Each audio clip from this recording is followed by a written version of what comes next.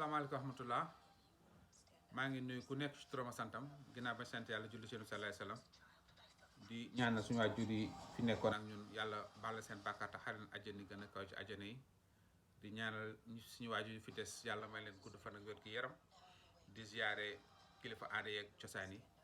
di bëggee ñëpp. donc di présenter sama bopp je m'appelle Sémou Ngom et nekk 9 fois champion du Sénégal de boxe française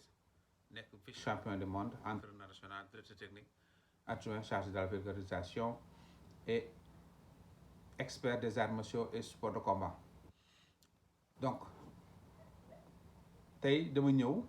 ci coaching pour un champion et moo tax ma présenté wu te lu ñu gën a dem présentation yi dina gën a yaatu donc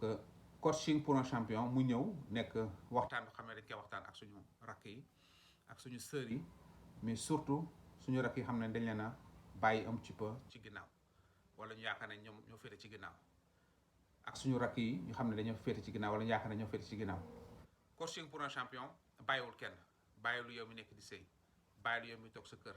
bàyyiwul yow mi toog sa garage bàyyiwul kenn bàyyiwul sax yow mi nekk ministre toog ci sa bureau bàyyil yow mi jiite réew mi nekk président dañ ne les budoka dañuy ñëw juste pour coacher la xam ne àdduna fighting la àdduna éternel combat la éternel combat la dès que ñu judd rek soo li ñu njëkk def mooy couche la ci jamono ju njëkk ja wala ba léegi sax ci boo demee ci yenn dëkk yi fu mel ne Jolof soo dee sax dañ lay couchaat takkaat la takk la defal la sa sàngawaay dañ lay takk pour war a lay couchaat encore nga xam ne àdduna fight la xeex rek la te li ñu remarqué ci suñu palmarès bi ñu jaar yëpp mooy les gens ne veulent pas se battre gars yi bëgguñu xeex pour dara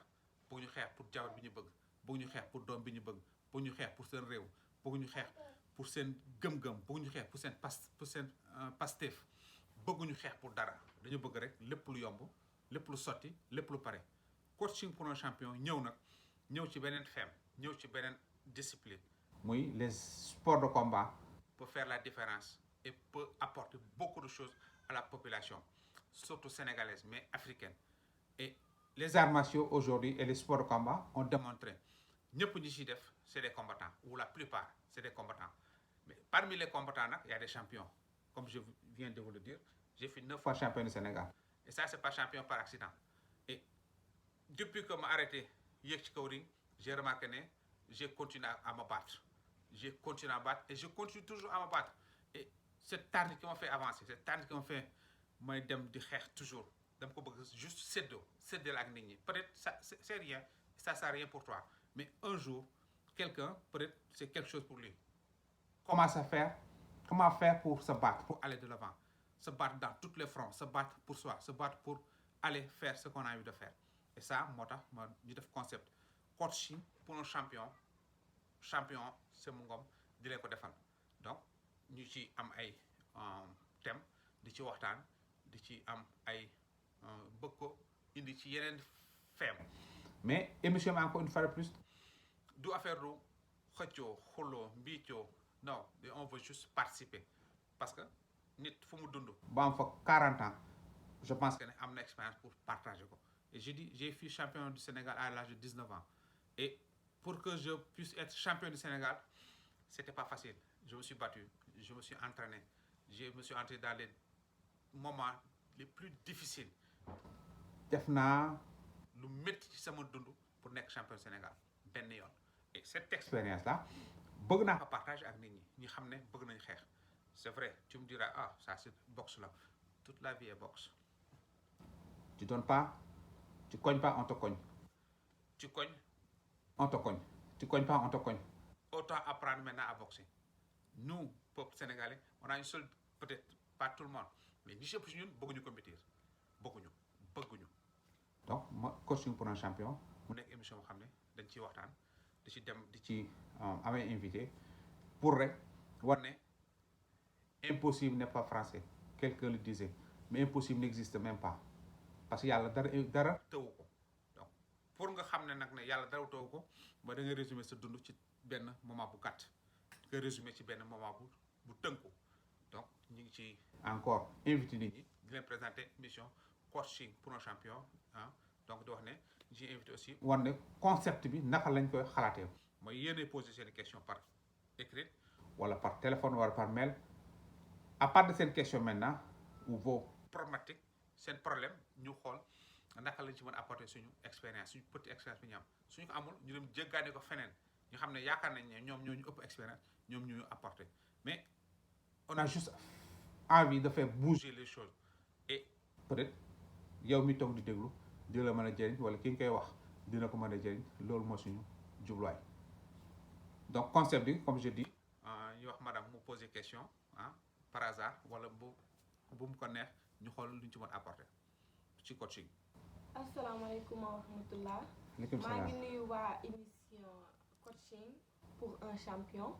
di leen ziyaare bu baax di leen jox seen wàccuwaay di am question ci bu fekkee da nga nekk ministre wala nga nekk député wala nga nekk maire wala nga nekk adjoint maire wala nga nekk président wala ngay yëngu daal ci wàllu gouvernement nan nga war a taxawee ci sa liggéey ba peuple bi duñ la mere te yow di nga mën a def sa liggéey ni mu waree.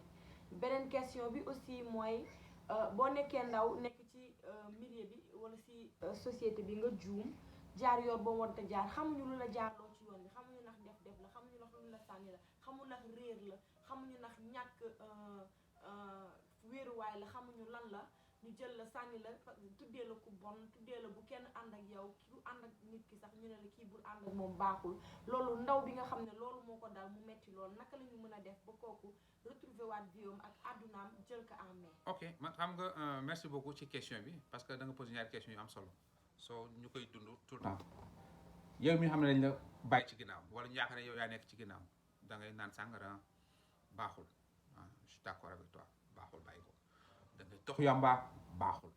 mais bul bàyyi nit ñi dicter la ci sa life pour wax la yow lii nga war a doon parce que pour être un champion c'est vrai di nga entraîner di nga am coach ci ring bi mais c'est à toi de déterminer lan nga bëgg yow mi toog ni xam ne da nga yàccax toog ni découragé ci àdduna parce que dañ naan drogue la sàcc la moo ko jël liggéeyuloo non tu dois juste te dire que ni ñii lay juger gënuñu la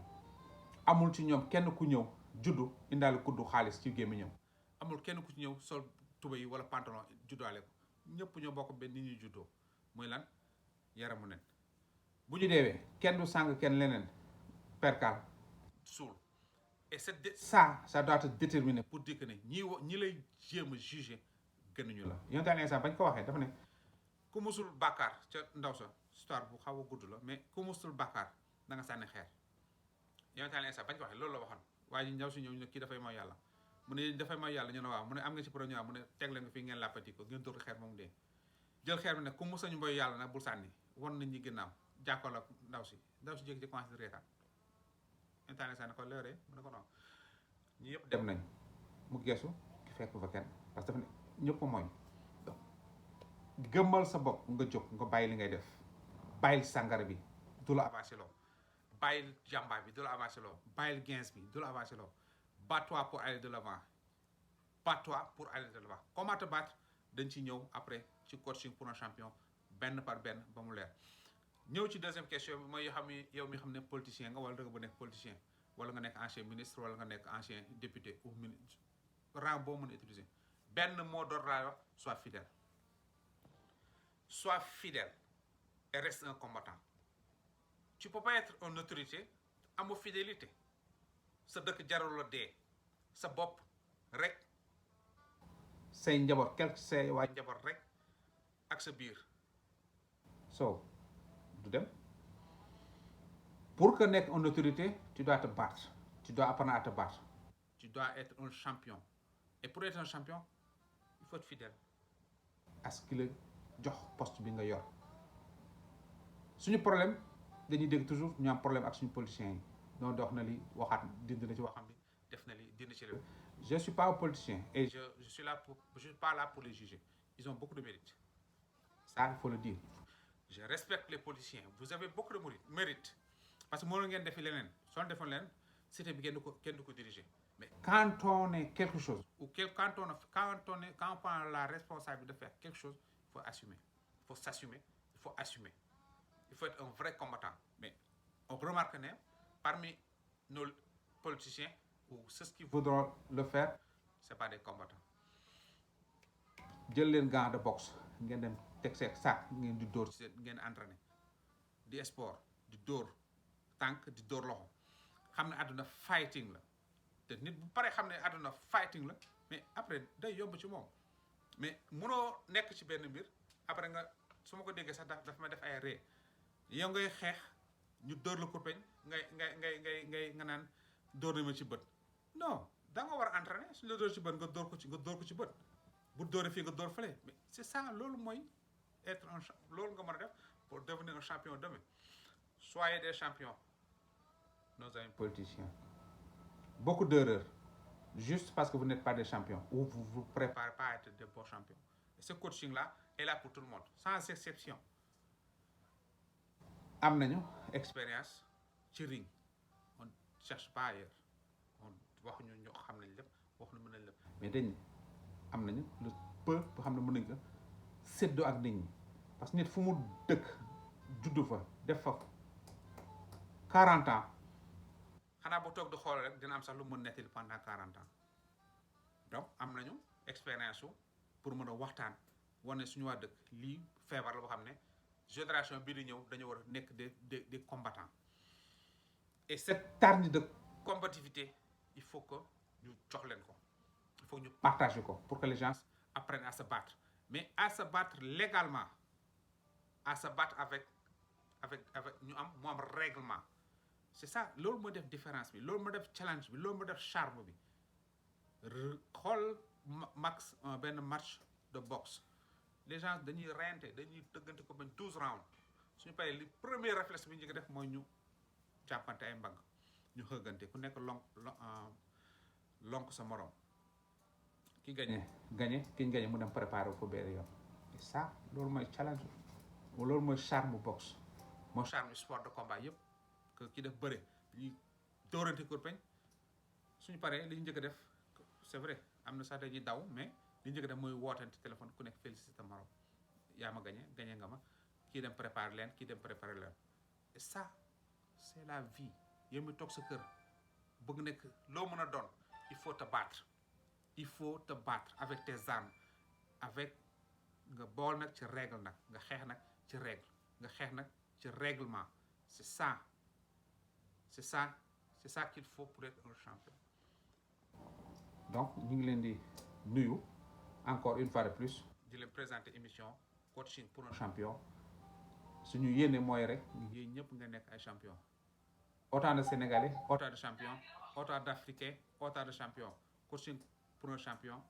moo ne sarax seen kër yi pour yëngal gësam moo ne kaa ngi nekk champion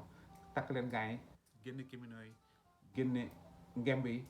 sport par force ñëpp ay champion la ñuy doon asalaamaaleykum wa rahmatullah ñëw ci beneen feem ci yeneen façon